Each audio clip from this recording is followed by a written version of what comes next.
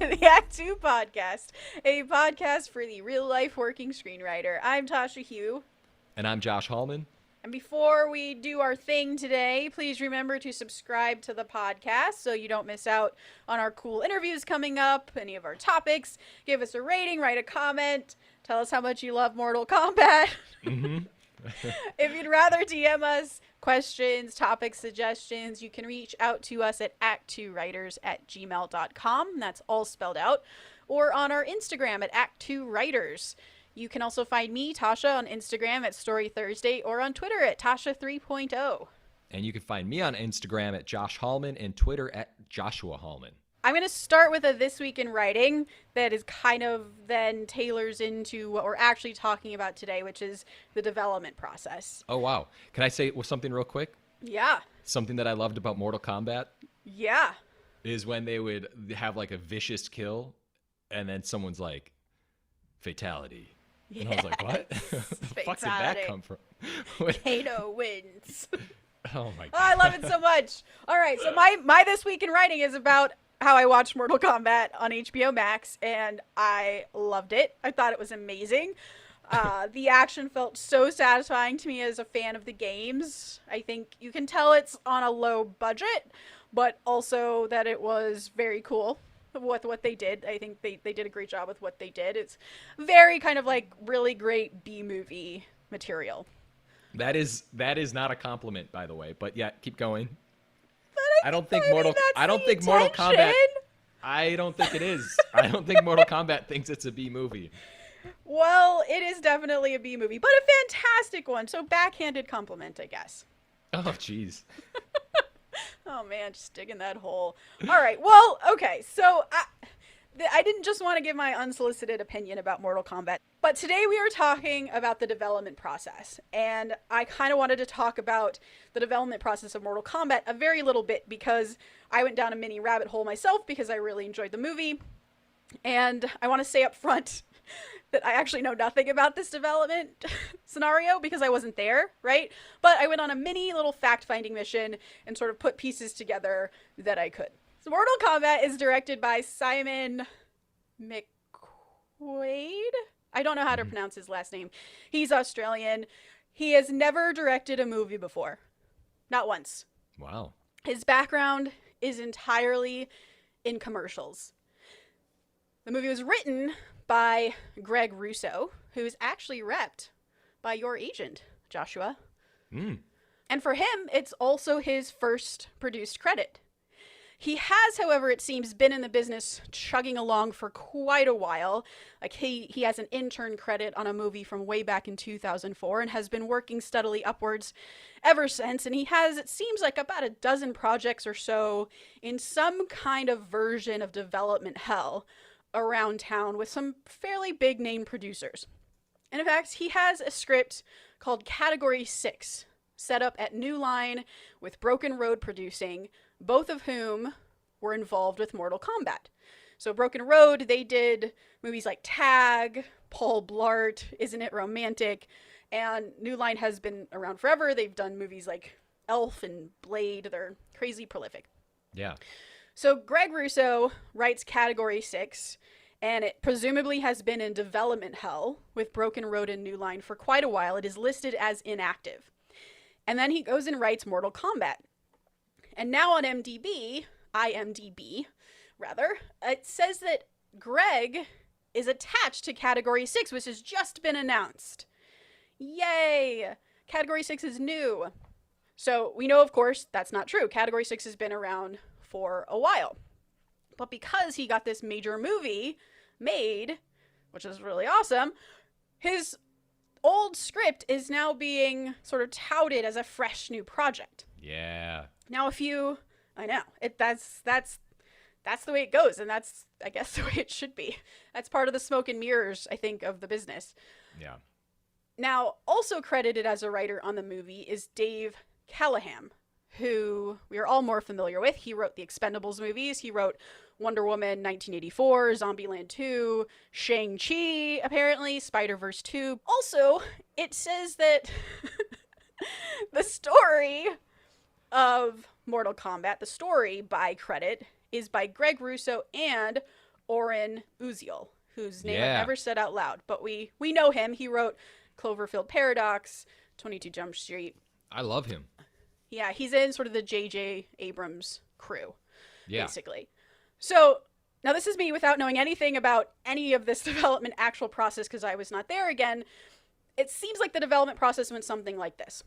Oren probably came up with the idea. That's why he's got story by credit, right? Maybe he was brought in to pitch on it. They knew they wanted to develop this property and rejuvenate it again, so he came in and pitched. Maybe he developed it for a while, maybe even wrote an outline. But then he got busy, or he dropped out for just some other reason. And maybe that's when Greg Russo came in and he pitched for the job because he was already known by the producers, right? He had something with New Line, he had something with Broken Road. They were both producers on this project. So they already liked him because they were developing Category 6 with him. So Greg comes in and he works on the script. But maybe Greg didn't quite get it there for whatever reason. And they needed someone else who's a bit more flashy to come in and kind of make it all come together. So they hire Callahan to come in and do some polishing, some rewrites. But whatever happened, he does enough work on the script that he warrants a shared writing credit, which is something the Guild very much pays attention to. Literally how much did you rewrite? Like, that's something that they will pay attention to and litigate on. So he wrote enough to technically get shared writing credit. And we know that he came after Greg, right? That he was the rewriter because Greg is credited with coming up with the story. So the point is that this complicated series of events is kind of bouncing between writers to end up with this amazing, most amazingest films, Mortal Kombat. Yeah. Is basically what we're talking about today. And I just wanted to sort of give that as an example of a movie that's fresh in our minds, that process happened to them too. That's a good story. That's a good job assuming a lot and putting and I feel like I'm gonna get sued because I just made up this story about how it all went down. That was a fictionalized story by Tasha. No, it was a great story. I actually think that's probably true. But yeah, and I didn't have a This Week in Writing, so thanks for asking. But yeah, let's move into the main topic. All right, today, again, we're talking about the development process, but kind of specifically development hell. Josh, how would you define development hell? It's essentially when your script is just stuck in kind of like a purgatory at a production company, and there's a producer attached, but nothing's happening, and it's just sitting there. Like someone has the rights to it, but nothing's happening with it because directors have come and gone, actors have come and gone, and then at some point everyone's like, fuck it, it's gone. It's so terrible. I just want to say, one day I was walking past like a little coffee shop, and I heard some writers talking. And the one writer said, hey, so what's up with your script? And the other writer said, it's still kicking around. And I felt for him. I think I've probably talked about this before on the podcast, but it resonated with me because I was like, oh, that's a perfect way to say it's, first of all, not dead. Second of all, not in development hell. Third, something might happen with it. Fourth, nothing's happening with it. So I've got a bunch of projects just kicking around. So many projects just kicking around. Is that how you would define development hell? I mean, I feel like your version was much more kind and less full of expletives. But yes, it is a seven circle of hell that where usually a writer is working their ass off, often for free, always for months and months, maybe even years. And in this process, you're getting notes on a Monday because, like, the head of a studio saw Paddington Bear 5 with his family over the weekend, and now he wants your movie to be animated with bears. And you're like, wait, the movie we're writing together is a horror movie about motherhood, and you want it to be about bears? And now suddenly you're writing a bear movie because that's the movie they now want to make. And then you turn in your bear draft, and now they don't want to do a bear draft because that's just weird. Who wants to do a bear draft about motherhood? And that to me is development hell. Yeah, no, that sounds about right. I mean, you just get caught in a writing spiral doing nothing. And I think deep down inside you have a little hope, but you're like, what's going on with this? That's what it is. It's all those little carrots that they give you, which we'll talk about as we go through in terms of how they get you through development hell and why you get trapped in it. You think, I'm not going to do that. That's not going to be me. And then suddenly you're in the middle of it and you don't know how it happened to you. Yeah. And I think we're going to, I don't want to say we're going to be negative because there's nothing negative about this podcast. But what I would like to say is that towards the end, we're going to share some stories that are uplifting, hopeful, optimistic, and proof that scripts never die. And it's the carrot that we all kind of grapple with because you're like, oh, well, maybe something will happen and maybe this will happen. And yeah, scripts never go away. That's the problem. That's how everything gets stuck in development hell. You're like, maybe it'll resurface. I agree. There is light at the end of the tunnel. It's not all fire and brimstone, though I will probably talk about it that way. Yeah, no, I'm going to be uplifting. Let's go. It's not development is great. All right, I think to start, I just want to talk generally about how do you even get a project into development to even get to the gates of development hell. So I can think of one example, for instance, Josh, where this happened to you. I feel like you went into development hell on a project and it was because of me, where I had a gen roll with someone, right? And in that gen roll, I realized that you should meet him. And so I set you guys up on this gen roll, and then you suddenly got stuck in this development hell situation with him that felt like it never died. And I felt so bad for many, it almost felt like a year. I don't know how long you were working on that project with that producer. I had forgotten about that, actually, just now. Yeah, no, I mean, it was, yeah, it was development hell. How long did it last? Do you remember? It wasn't that long. I actually kind of put I ended it at some point, like mentally. I was like, I'm done. Like, I just kind of moved on from it. And as it turned out, I think that company ended up kind of going belly up and something happened with him. And it was good for me. It was like a cleanse of my soul because it was like I could move on from it because now this company ceases to exist. And what happened to the script? Oh, yeah, it's just kicking around. No, nothing happened. It's just on my computer. I've actually revisited it before. It's been a while, but I mean, it's fucking dead. It's burning in development hell. It is. The seventh ring. Yeah. My biggest development hell, which we may or may not talk about at the end if we have some time, but it came from this feature spec that I wrote that none of my agents liked or really understood. And then I met a producer who somehow, for some reason, liked it. And we embarked on what ended up being something like a 5-year journey of turning that feature spec into a TV pilot with so many twists and turns along the way. I mean, speaking to Josh's upbeat, positive note, I did end up selling the TV pilot. Boom! But wanted to give up so many times along the way because it felt like I was, going through Dante's Inferno.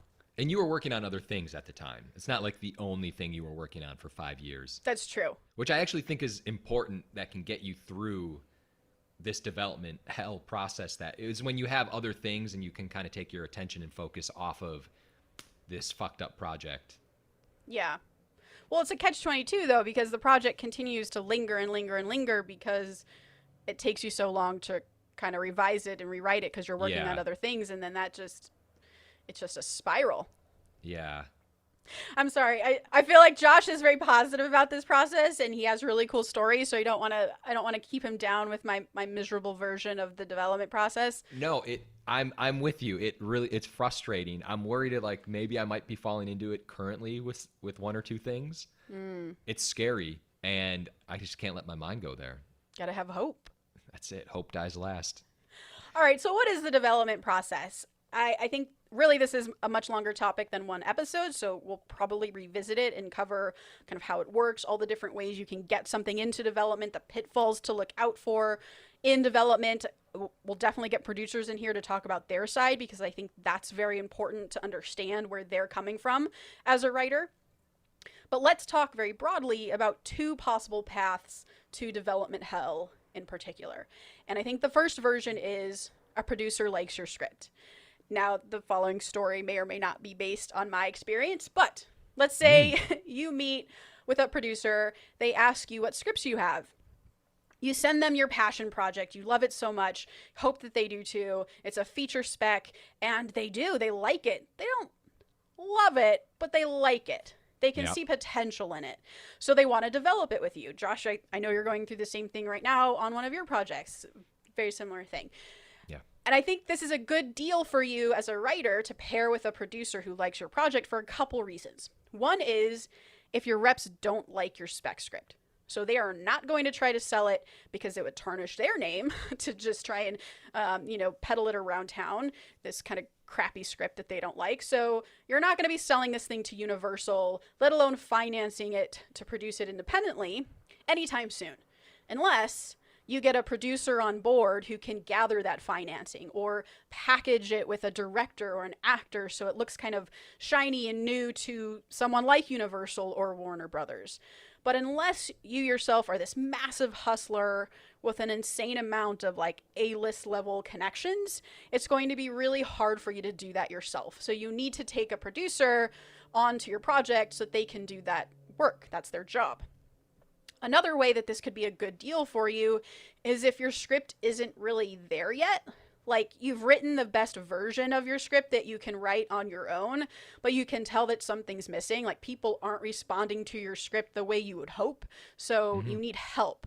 And the producer might be able to help you with notes to get it to the place that it needs to be to go to market. And I think a good producer will also have their finger on the pulse, right? So that they know what buyers like Universal or Netflix are looking for right now. So a good producer will know both how to turn your vision into a viable movie and also how to make it appealing to the market. So those are two reasons why this is a good deal. So now you're paired with a producer and they start to give you notes and you're working for free because that carrot is, hey, when the script is good enough, the producer will do all that heavy lifting to package it and take it out to market. But you're getting a lot of notes. Meanwhile, doing this for free, so you have to take other jobs. So maybe you can only work on this at 6 a.m. or maybe at 9 p.m. So what usually might take a few weeks is now taking months. Each round, you hope the producer is going to say this is perfect. Instead, she says, here are more notes. And when you're exhausted, you just want to call the whole thing off because you feel like you just have nothing left to give, which I've definitely come to writers group with scripts where I'm like, you guys, I think this is it. I'm tapping out. I can't do this. Tell me what I need to do here. That desperation is very real and very frequent. So after all this work, the producer will keep you on that hook because they'll say, don't you want this movie to get made? We're almost there. And so you keep going. You find that reserve of energy because you have put that much time into it now. And at this point, it's like, that time is wasted if I don't just keep going through hell to get there. Cut to maybe a year later, it's either dead, it's kicking around, or you've made headway, but it's been a long ass time to get there. Yeah. And have you been in the position before where you have told the producer, I'm done, I'm out, I'm tapping out of this? I honestly don't think I have. Yeah. Because I pretty much engage in projects that I really love and just see the potential of. So it's not like I'm engaging on projects that I'm like, like I could see this being a movie. It could be a good job. It's a way in. It's something that I really, really see and really believe in. And so I'm kind of not happy to work on it for free, but am willing to do it. Yeah. I mean, I think in the TV pilot I ended up selling, that was the closest I ever came to quitting, which is interesting because it ended up being a success story in a way. Well, that's all success stories. The good ones. Yeah. It's like you're on the brink. I guess. You're on the brink of giving up. And then you rise from the ashes holding a iPad with a PDF on it.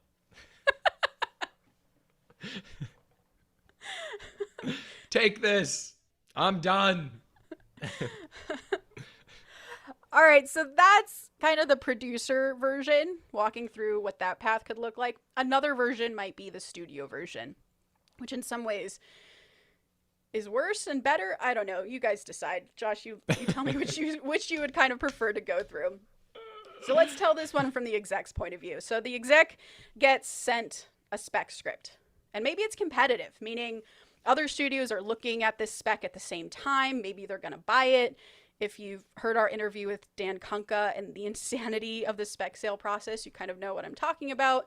So there's a spec out there that's competitive, and I, the executive, if I don't get this spec from my bosses, they're going to be mad at me. This will be such a win for me in my career if I can just get this script deal done.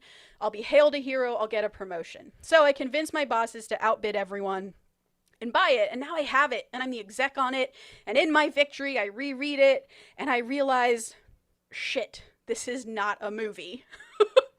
Like, I was so dazzled by the concept of it and the competition from other studios that I didn't realize this entire second act is flat. This third act climax doesn't pay off. This is not a movie.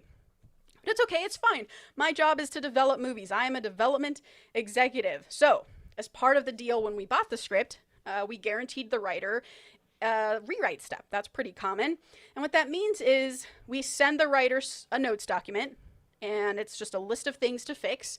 And for however many dollars that's negotiated by her lawyers in her deal, she will go off and make those changes to her script that we kind of tell her to make.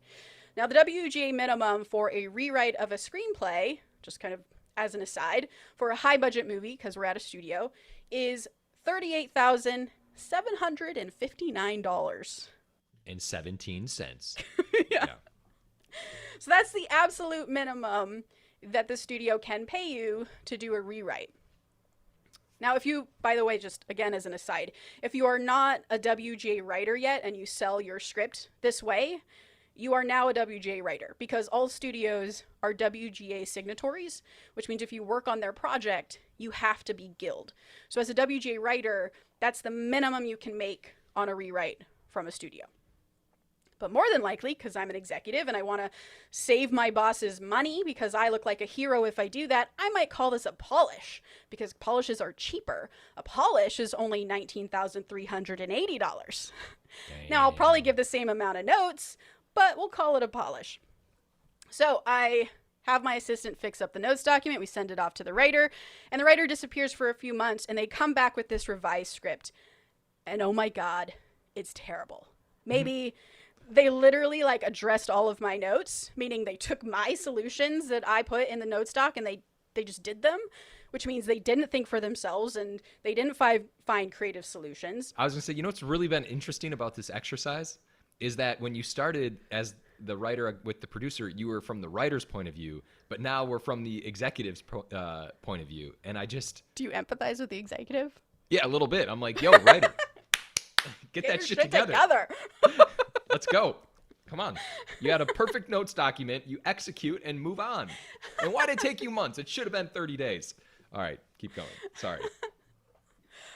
Well, okay, so regardless of why it happened, maybe my notes sucked as an executive, maybe the writer just wasn't feeling it. Regardless, now this draft feels dry. It's like further away from being a movie than it started. And I will say that when I worked at Universal, I can almost safely say never got a revision where we were like, yep, this is the movie. We're done. No more notes. We're good. There was always more notes. There's always more notes. Even when the movie got greenlit, it was still with the caveat of we still have a lot of notes. So the process is never ending. It's interesting because I feel like if, as a writer, when you look at your script, don't you always feel like, oh, I can change this. I can tweak this one line. I can do this, this, this. Like, there's always little tweaks, I feel like, when you look at your own screenplay, you can always make. I don't know. Not that I'm taking a side of the suits, but I'm just saying that... sounds like you're a traitor. No, I mean, I just get it. Like, you know, people look at a script, and it's really hard for executives and producers to not want to put their thumbprint and their stamp on something, so they keep fucking changing, and everyone's so insecure and uncertain that they just keep changing and go for it. Keep going. Well, now it sounds like you're on the side of the writer. I think regardless, it seems important for us to get producers in here to talk about their side of things, because fuck you, it's suits. A double-edged sword. What a roller coaster of emotions that was. All right, Zoa energy drink is kicking in. Get in the water. Keep going. Unofficially sponsored by Zoa today. All right, so I am the executive, and I've gotten this shitty script back from my writer, and I have to go tell my bosses now that, look, the writer fucked up. I'm definitely not going to tell them that my notes were terrible. That's not what I'm going to say. My story is that the writer is stupid, and can you believe it? you know that 19,380 you spent? Well, we now have to spend more to hire someone else to come in and fix this shitty script. And because, as a studio executive, I find it very hard to imagine that if a writer failed once, they're going to succeed the next time. So I'm not going to give that writer another chance. I'm going to hire someone new to do this job. And well, my boss's point of view is we spent $1 million to buy this hot spec script out from every other studio. So yeah, we got to give it the old college try. Let's throw more money at it. Yeah. So we fire the original writer, we hire a new one, and that process takes potentially months. It's really interesting how they compile writers lists, by the way. So the way that they do that is they will talk to agents and managers. They will get those reps to send them samples of writers that they like for this project, or they put writers on there that they already know. That's part of their job, is to know who's who in the business. And now as an executive, I have to read all these samples. So I've got 50 to 75 samples I've got to read. And the writer's list, I think, is interesting to talk about for just a second. If you've never seen one, a writer's list is typically just a column of names divided by first tier and second tier writers. So if you ever see one and you're on the second tier, it hurts. At least you're not on the third tier. It's very true. And there may be a third tier. The column of names is going to consist of the writer, followed by their agent's name and the agency company, and then the writer's 1 to 3 credits that are very well known. So that means that either you've had a big movie that's already been made, or in kind of the more rare case, you have a big script that you're currently working on that everyone knows about. For example, if I was, say, the writer on the live-action Mulan movie at Disney, but it hadn't come out yet, I might still get on that list because they could just put, she's writing Mulan, right? But what that also means is that the only way you are getting on a studio writer's list for a rewrite job is if you already have recognizable credits. So you can't just be a guy who has a bunch of scripts in development hell. You are not going to end up on that list. So now I have my writer's list. We have to hire one of these guys. That means they probably have to come in, they have to pitch. That's going to take a few months. The deal's going to take a few months. So now we're like months and months after I even read this draft as a studio exec. And so now this rewriter is going off to do their thing. Let's say best case scenario, they turn it in and it's good. This is the one we want, which again, like I said, never happens. Then we go to a director. Let's attach a director. Awesome. Now they have notes. And the wheel just continues to turn. This is what I mean. I could go on and on about how this works, but those are just 2 examples of development hell, and I'm honestly exhausted just talking about it. That's how it happens. And I think it's just so important to just say, like, when you're the writer, you're just the entire time, it's like you're hopeful, it's taking a mental toll on you because you're always thinking about it. And then when you think you do a great job and you find out you do a shitty job, then it hurts even more. It's a hard position to be in. Yeah. But everyone's in it. Like, there's not a writer that it hasn't been in development hell or dealing with producers, and you're just so far down the road. So that's my super negative sort of rant about the development process. And I know Josh has sort of unexpected development stories that are success stories. So I will turn it over to you because I don't want this whole thing to be sad and scary. First of all, I don't really actually think it was that negative. Really? I thought it was going to be a lot more negative. Yeah. Oh, thank you. Yeah, I mean, it was just kind of the reality of the situation. So what does that say about the reality, I guess? All right. When we were talking about doing this episode, this all started as something else. I was going to talk to you because I was reading these different articles about certain films, and they were like these crazy stories attached to them. And I was like, that's interesting. And so I wanted to kind of talk about that. We were trying to figure out how this happened, but it all ties back to development hell, essentially, or just development in general. And I'm like very interested in stories where films have succeeded in development, and stories of like these films that end up changing the lives of like screenwriters, actors, everyone who's attached, these urban legend type stories about film development. And a small but good example is like with Back to the Future, they were going to call a producer had suggested the title to be Spaceman from Pluto. Could have changed the history of the film. For Back to the Future? Yeah, you didn't know that? No. Yeah, so basically Zemeckis and Bob Gale, they get this note from a producer over at Universal, and it's like, hey, we want to change the title of the film to Spaceman from Pluto. And then like Steven Spielberg very famously wrote back a letter to this producer basically saying, hey, that was really funny, great joke, we all had a good laugh about it. And the producer was so embarrassed, and he was like the president of Universal at the time, I think, and he was so embarrassed by it, he just never brought it up again. That's amazing. What a way to handle that situation. Yeah, so just do what Spielberg does whenever you get a bad note. You're like, no, I don't think so. Okay. So I'm going to start with the 2015 film, The Wedding Ringer, that stars Kevin Hart and Josh Gad, and is written by Jeremy Gerlich, who also directed, and his writing partner named Jay Lavender, which, what a fucking name.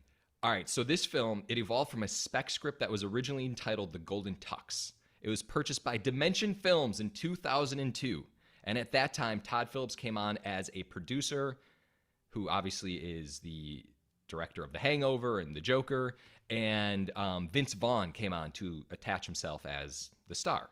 So then Vince Vaughn ends up leaving the project, Todd Phillips leaves the project, and flash forward to the year 2013, Tasha, and Screen Gems and Miramax had agreed to produce the film, which now has Kevin Hart and Josh Gad attached to it. And then the name was officially changed to The Wedding Ringer. So Tasha, I ask you, how does a film get written in 2002 and then come out in 2015? Oh, you don't know the answer? That's so great. I'm going to fucking tell you. Okay. So this is like a really aggressive fireside chat. Yeah, it is. All right, go. I'm in, though. I want to know why. All right. So when the Walt Disney Company sold Miramax to a holding company in 2010, all of the assets that were transferred, including 642 unproduced screenplays, exchanged hands. And according to a source from the New York Times article that I did research on for this, someone said, and I quote, "The scripts were valued in the transaction at exactly nothing." Oh. So all told, 35,000 boxes of paperwork ended up changing hands in the Miramax sale. And there were boxes, these 35,000 boxes were shipped via 18 tractor trailers from New Jersey to a warehouse in the Valley. So these are just filled with tons of random scripts, random papers. And then this producer named Adam Fields, shout out to this guy, I don't know who he is. He cut a deal with the new owners, and this allowed him to basically dig through this big slush pile of all of these viable properties.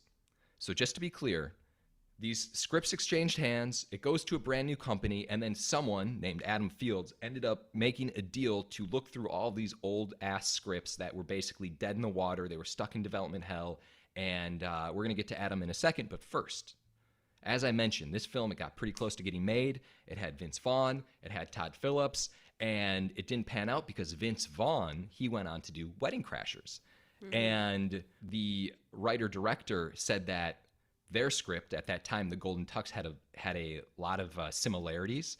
And once Vince Vaughn ended up leaving, Todd Phillips ended up leaving, and there was this quote that I read in this old Grantland article, which was Bill Simmons' old company. He said, "When Wedding Crashers sold as a pitch, it was probably about 6 months after our script sold, and our script had a whole bunch of similar things, including an entire sequence about how to crash a wedding, and it was really hard for us to take at the time. There were jokes in Wedding Crashers that could have been taken directly from our movie, but everything happens for a reason, because Wedding Crashers came out, it was huge, and Vince and Jay Lavender had been talking about doing the breakup, so they all did the breakup together."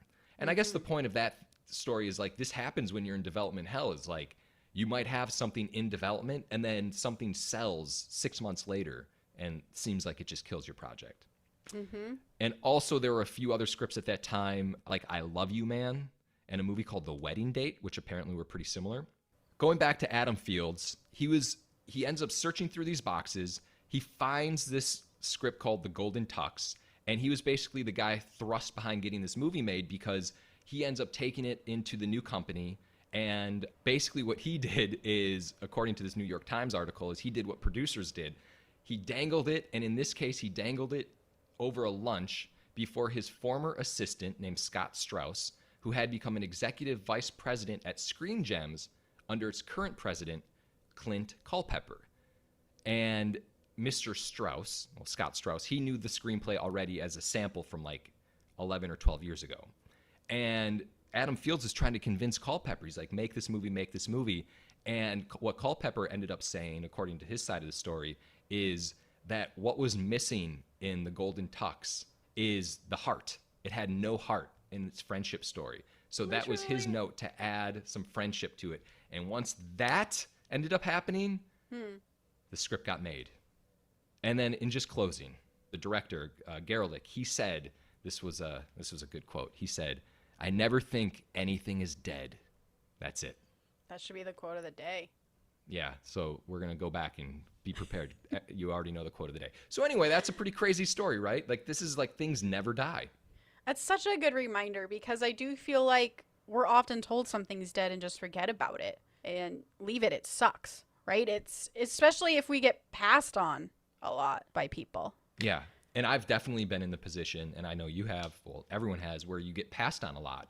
And I have actually been told, because I think people can see the pain in my face, that it's like, hey, don't worry, some scripts never die. We'll talk about it and this and that. But like deep down, you're like, it's dead. It's dead. But I'm currently in a position where a script kind of got revived after a little bit of time. That's right. Should I do one more story? Yeah. Great. Because this is like the one I've been waiting for, this one. Yeah, I did this one second. I feel like some people might know this, but I ended up reading this headline and it really it blew my mind. And it was like this urban legend that Die Hard 3, which is a fucking classic movie and very underrated. Classic. My favorite one. Wait, what? Die Hard 3 is your favorite one? Yeah. Okay. Wait, this is the one with Jeremy Irons and Samuel L. Jackson, right? Yeah, I love it too. And it's like, I really love it. This might be an entire podcast. I love Die Hard 3, and it's like close to being my favorite one, but I feel like it's like blasphemy to say that it's better than Die Hard. I don't give a shit. Come at me, bro. Holy shit. Okay.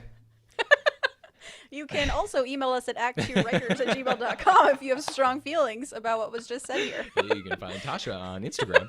All right, so Die Hard 3. It was written by Jonathan Henslight.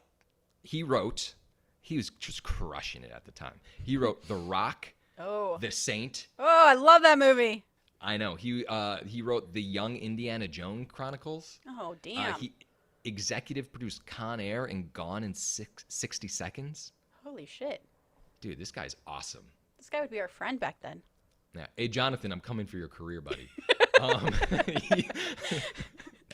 He sold a screenplay tentatively titled Simon Says to 20th Century Fox in the year 1993 for $1 million. Oof. That's apparently how awesome this script was. He said that he had an idea for a story that came to him when he thought of an incident with his childhood friend, and he had injured one of his friends. What if this friend had never gotten over it and he sought revenge years later? Amazing. And it just got that, actually, I only threw that in because it got me thinking, like, what did he do to his friend? Yeah, that's fucking intense. Yeah. All right. Fox purchased the script with the intention of turning it into a starring vehicle for Brandon Lee, Ooh. who we all know from The Crow and had a very tragic passing. And at that time, he made a film called Rapid Fire. And the original screenplay would star a New York cop named Alex Bradshaw, with his co-star that became Zeus Carver, being an African-American woman. And obviously in Die Hard 3, this is Sam Jackson. So, of course, Lee, he was killed in 1993, filming The Crow. The script went back into a pile of available projects that were owned by Fox, and it was still kind of well-regarded. And what's interesting about this is that Lee was killed in 1993 during the filming of The Crow. The script went back into a pile of available projects, still very well-regarded. And what ended up happening was everyone at this time was bringing projects to Bruce Willis because he was turning down everything because they were trying to find a third movie to Die Hard. So when Warner Brothers and producer Joel Silver, by the way, Joel Silver has a freaking unreal IMDb page. Unreal. You need to look him up if you don't know. Joel Silver, he gets his hands on it. He also produced Lethal Weapon and Die Hard. So Joel Silver's just in everything. He's looking also, not only is he looking to make a third Die Hard, but he's like, how can I make a fourth Lethal Weapon? So they contacted Fox because he gets his hands on this script, and they try to buy the script. But the sale never occurred because apparently it was a little too dark for a Lethal Weapon 4 film. And at that time, various scripts were being written for Die Hard 3. There was a script called Troubleshooter that was almost going to be Die Hard 3. But like at the very final second, Bruce Willis said, no, I'm not doing this, because it was really close to Under Siege. And this movie that was written for Die Hard 3 and Bruce Willis ended up turning into Speed 2 Cruise Control. Whoa. So imagine, if you would, Die Hard 3 would have been a cruise movie. Right. Yeah. Also, that's like the way these scripts are just tailored to franchises when they were never intended to be is, for some reason, endlessly fascinating to me. Me too. I think I need to do a deep dive on Troubleshooter and the story of Speed 2 Cruise Control that didn't star Keanu Reeves. I agree. So eventually, John McTiernan, the director of Die Hard, he gets his hand on Simon Says, and he loves it. He's like, I'm going to repurpose this. I want to turn it into Die Hard Part 3. He ends up making a couple tweaks to it, and lo and behold, after John McTiernan kind of does his thing, it becomes Die Hard 3. That's it. That's a little anticlimactic. But I did read a little Q&A from the screenwriter of Simon Says. Go on. Simon Says is such a wonderful success story. Should writers consider adapting their specs for franchises and pitch them that way? This kind of just ties into exactly what you just said. What a great segue. And he said, that's an interesting question, but it's too much determined by the whims of the studio executives. You have so little control of that. It wasn't my idea to do that. I wrote Simon Says. It went on the spec market. And it was bought for $1 million by Fox, and they didn't do anything with it. They fired me and started rewriting me. I was not very pleased at all. I fucking love this guy. Yeah, he walks off with $1 million, but he doesn't get to rewrite his baby. And then what's interesting is the way that John McTiernan actually got his hands on this script is because it was directly through him. Oh, wow.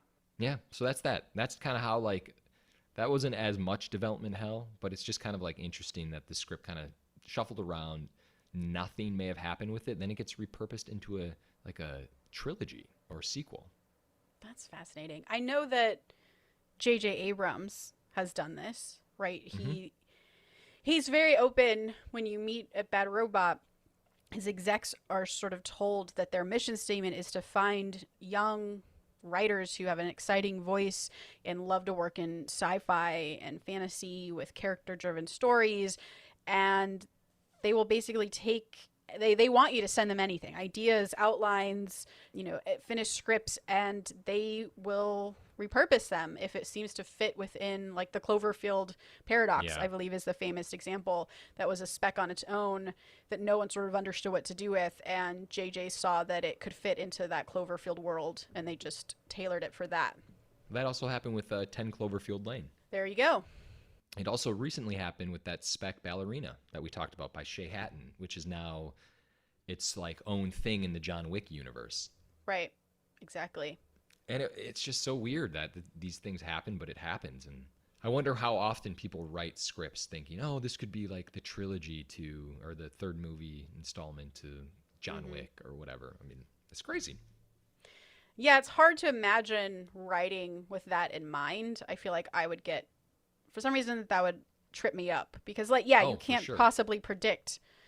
And then another problem is that if you write something that's so specific to the John Wick universe, but is just sort of slightly left so that you can call it a spec and not trample on that IP, you might suddenly have created something that's so specifically John Wick that you can't sell it anywhere else. So it still feels like the advice is to just write the thing that you love and that drives you.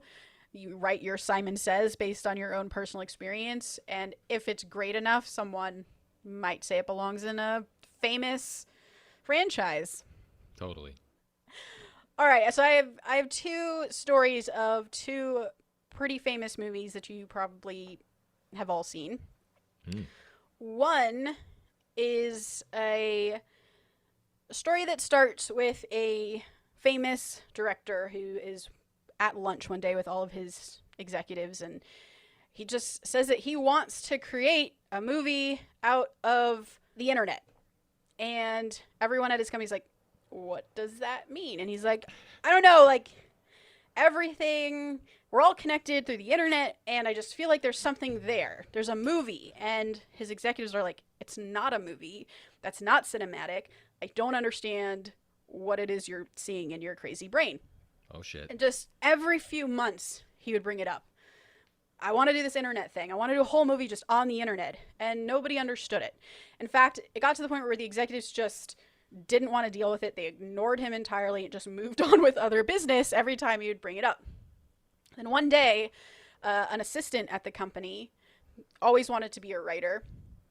He steps up into the director's office and says, you know that thing you keep talking about, that internet thing? What if it was a horror movie? And the director's like, yes, that's exactly what it is. That's the genre that we do this with. We do a horror movie, and that's how we access this internet movie. And that was the origins of the movie Unfriended. I love Unfriended. It's great. And it kind of, it broke the mold and managed to be a completely tense and exciting, really, I mean, character-driven-ish movie that's completely shot online, just like this director planned. Timur Bekmambetov is the director. I just find that process itself interesting, that it just came from an assistant who's like, by the way, maybe it should be this. Wow. And it took years for that to really land. Did the assistant, who was also a writer, end up writing it? He did. Really? And he's now a successful TV writer. Oh, that's amazing. I love this story. It's a great story. And I think what's interesting, too, is that Timur has gone on to sort of use this mashup of genres. Like, I want to do something on the internet, that's the movie, but find me the story to tell within that world. He calls it Screen Life. And he actually has a lab right now that he'll pay you some money. This kind of, it's a lab. So it's like a handful of writers who come in with their own ideas, and they develop something that could work completely shot on a computer screen. And he, like I said, pays you a little bit of money, and it's all really low budget, so it's easy to kind of get made. And it's like he understands the rules now of how to do that, and he's just using it ad infinitum, and that's sort of his business model now. That's an amazing model. So this next one, an executive at Universal reads an article about street racing in Los Angeles. And the president of the production buys this article. Everyone is super stoked on it. They're excited by what this is, but they don't know what it is. It's just an article about street racing. And so they start bringing in a bunch of writers to pitch on this article. That's all the writer has, is just the article. And eventually they start hearing pitches and none of them are working. So they just hire a really high-level producer to start kind of handling that bit of it, because it's just taking so much work. So that in itself starts to feel like development hell, right? And it turns out that all the writers that were coming in were really kind of looking at the wrong thing. They were reading this article and thinking, well, the thing that Universal likes about it is that it's about street racing. So I'm going to do a movie about street racing. They weren't looking at it the way that they ended up looking at it, which is that street racing is the world. But really, this is a story about family in that world, right? Oh, shit. Someone get me a white tank top and a Corona. Let's go. I know where this is going. And so there's been some sort of talk kind of recently about, well, like, what is the genius behind this Fast and Furious franchise? Because now they're on movie a million, and how did they manage it? Like, what is the Kevin Feige Marvel genius behind this? And I think the truth is a bit more messy. They had no idea what this movie was. It took someone to come in and say, you know what, like, let's not do this movie about street racing. That's just kind of the world they live in. Let's do it about this instead. Let's do it about characters. And I think that's a really, just as a writer, a really interesting way to think about anything when you go in to give your take. Is what is your sort of unique way in to that world.